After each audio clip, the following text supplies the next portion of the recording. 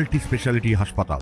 মেঘবেলা লাইভে আপনার পছন্দের টিভি চ্যানেলস সম্পূর্ণ বিনামূল্যে, শুধুমাত্র মেঘবেলা ব্রডব্যান্ডের কানেকশনের সঙ্গে। মেঘবেলা ব্রডব্যান্ড, বাংলার ঘরে ঘরে। Diagnostic solution and polyclinic. New টাউনের ইকো পার্কে প্রাতঃভ্রমণে এসে বিজেপির প্রাক্তন সাংসদ এবং রাজ্য বিজেপির প্রাক্তন সভাপতি দিলীপ ঘোষ সাংবাদিকদের মুখোমুখি হয়ে বললেন, প্রশ্ন হচ্ছে যে এই ভাতাটা কিসের পারপাস, অধিকার কি, টাকাটা আসবে কোত্থেকে, কিসের আধারে দিতে পারছেন উনি ভাতা, আর কতদিন দেবেন?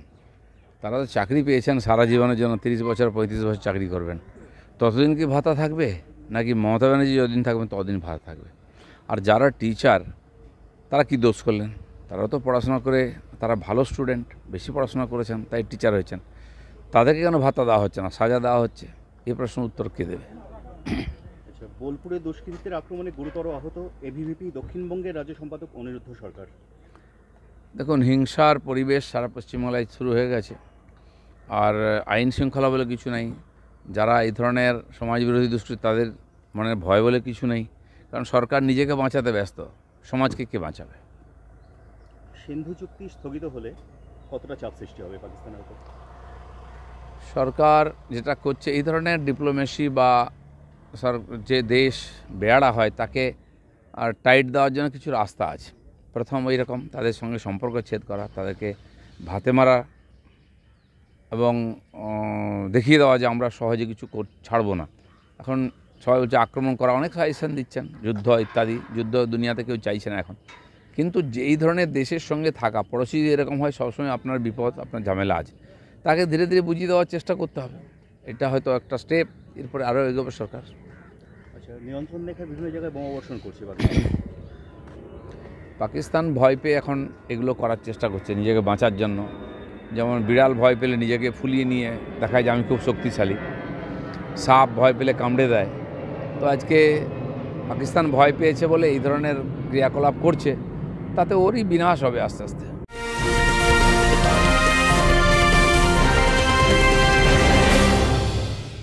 ব্যারাকপুর লালকুটিতে ডায়াগনস্টিক সলিউশন অ্যান্ড পলিক্লিনিকের সাথে শুরু করুন আপনার সর্বোত্তম স্বাস্থ্যের যাত্রা। ইসিজি এবং ইএমজি থেকে শুরু করে অডিওলজিস্ট এবং স্পিচ ল্যাঙ্গুয়েজ প্যাথোলজিস্ট, এনসিভি পর্যন্ত এবং রক্ত পরীক্ষার সুবিধা নিয়ে এসেছে ডায়াগনস্টিক সলিউশন অ্যান্ড পলিক্লিনিক। অত্যাধুনিক সুবিধা, ডায়াগনস্টিক পরিষেবা, অর্থোপেডিক্স এবং সার্জারির বিশেষজ্ঞদের সাথে কনসাল্ট করে এক সঠিক চিকিৎসা পেতে হলে আপনাদের আসতেই হবে ডায়াগনস্টিক সলিউশন অ্যান্ড পলিক্লিনিকে। ঠিকানা 14/3/1 ঘোষপাড়া রোড, ব্যারাকপুর লালকুটি, 10 নম্বর রেলগেটের কাছেই, কলকাতা 7,120,000। ফোন নাম্বার 9101053272 এবং 8100671034। Diagnostic solution and polyclinic. আপনার স্বাস্থ্য আমাদের অঙ্গীকার।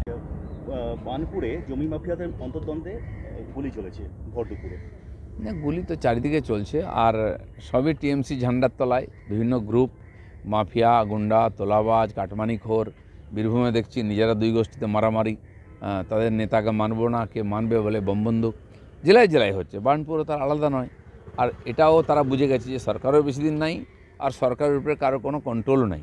কেন যতটা পারা লুটে পুটে নাও, কামিয়ে নাও, যতদিন চলে তারপরে দেখা যায়।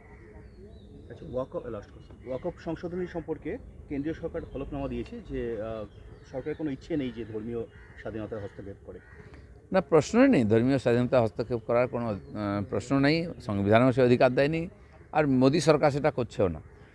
ওয়াকফ প্রপার্টির নাম করে বা বোর্ডের নাম করে যে ধরনের লুটপাট আর দুর্নীতি চলছে সেটা বন্ধ করার দরকার। আর যে উদ্দেশ্যে ওয়াকফ সম্পত্তি গরিব মুসলমান সমাজকে সাহায্য করার জন্য, সেটা যাতে সাহায্যটা ওরা পান, তাদের কাছে সেই সাহায্য পৌঁছে, সেই সমাজের যাতে উন্নতি হয়, সেই জন্য তার মধ্যে কিছু সংস্কার করা হয়েছে। বাকি যে কাজের উদ্দেশ্যে সেটা যাতে ভালো করা হয়, সেই জন্য সেটা হবেই। তা নাহলে এত প্রপার্টি দেখা যাচ্ছে 2014 সাল না কত ছিল, যা তার চেয়ে ডবল বেড়েছে এই বছরে। আসছে কোত্থেকে প্রপার্টি? এ তো পাকিস্তান বাংলাদেশ থেকে আসছে না, ভারতবর্ষের প্রপার্টিকে নিজের নামে করে নিচ্ছে। এটা খুবই অনৈতিক, এবং সমস্ত মুসলিম সমাজের নেতারা, কিছু রাজনৈতিক নেতা মিলে সেই প্রপার্টিকে ভোগ করছে, তার কোনো মা বাপ নেই। আজ এত প্রপার্টি, তার যে মানে ইনকাম হওয়া উচিত, তাতে বহু হসপিটাল, স্কুল, কলেজ বা টেকনিক্যাল ট্রেনিং সেন্টার করে মুসলমান সমাজকে শিক্ষিত করে স্বাবলম্বী করার যে রাস্তা, সেটা বন্ধ করে দিয়ে কেবল লুটপাট চলছে। সেটা বন্ধ করার জন্য কেন্দ্র সরকার বিল নিয়ে এসেছে। সুব্রত রায়ের রিপোর্ট, নিউজ বেঙ্গল টুডে। উত্তর 24 পরগনা ও তার আশপাশের এলাকার মানুষের সেবায় ক্যাথ ল্যাবের মতো অত্যাধুনিক সুবিধা নিয়ে পরিষেবায় ব্রতী সারদা মাল্টি স্পেশালিটি হাসপাতাল। একই ছাদের তলায় মানুষ সাধারণ চিকিৎসা থেকে শুরু করে 24 ঘন্টা cath lab, MRI, CT scan, এনআইসিইউর মতো সুবিধা। এবার থেকে পেয়ে যাবেন সারদা মাল্টি স্পেশালিটি হাসপাতালে। প্রয়োজনে যোগাযোগ করুন 033-2592-0730, 2593-0730, 2593-3562 ও 9331275635 নম্বরে। আমাদের ঠিকানা royal park, Kalyani expressway, Barrackpore, Kolkata 7,121,000। Sarada multi speciality হাসপাতাল, পরিষেবাই হোক আমাদের মূল লক্ষ্য।